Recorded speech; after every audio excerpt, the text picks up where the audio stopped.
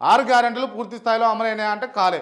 6 గ్యారెంటీలు అమలైంది ఏంటంటే బస్సు, 6 గ్యారెంటీలు అమలైంది ఏంటంటే సిలిండర్, 6 గ్యారెంటీలు అమలైంది ఏంది అని అంటే మీరు చెప్తున్నటువంటి పవర్ అంత ముందుకు ఉండే, సిలిండర్లో అంత ముందుకు ఉండే. సరే మీరు సబ్సిడీ 500 రూపాయలు ఇస్తున్నారు, ఓకే. ఉచిత బస్సు వల్ల వందల వేల కుటుంబాలు రోడ్డున పడ్డాయి. ఇవాళ ఆటో కార్మికుల కుటుంబాలు రోడ్డున పడ్డాయి.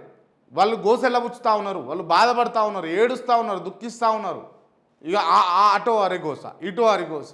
దయచేసి చూడాలి మీరే ఇక ఆలోచన. ఇక రిపోర్ట్లు ఇవి అవసరం లేదు కాంగ్రెస్ పార్టీకి. అంటే సర్వే కూడా అవసరం లేదు. నేను చెప్తున్నా కదా, వాళ్ళు ఇచ్చిన గ్యారంటీలు ఏవైతే ఉన్నాయో అవి పూర్తి స్థాయిలో అమలు చేసి, వాళ్ళు చెప్పిన మేనిఫెస్టో ఏదైతే ఉందో పూర్తి స్థాయిలో అమలు చేసి, నిరుద్యోగులకు కావాల్సిన ఉద్యోగాలన్నీ వేసి, రైతులకు కావాల్సినటువంటి విడతల వారీగా రైతు భరోసా ఇచ్చి, రైతులకు కావాల్సిన రైతు బీమా అమల్లో పెట్టి, పెన్షన్దారులకు పెన్షన్లు సకాలంలో ఇస్తే కనుక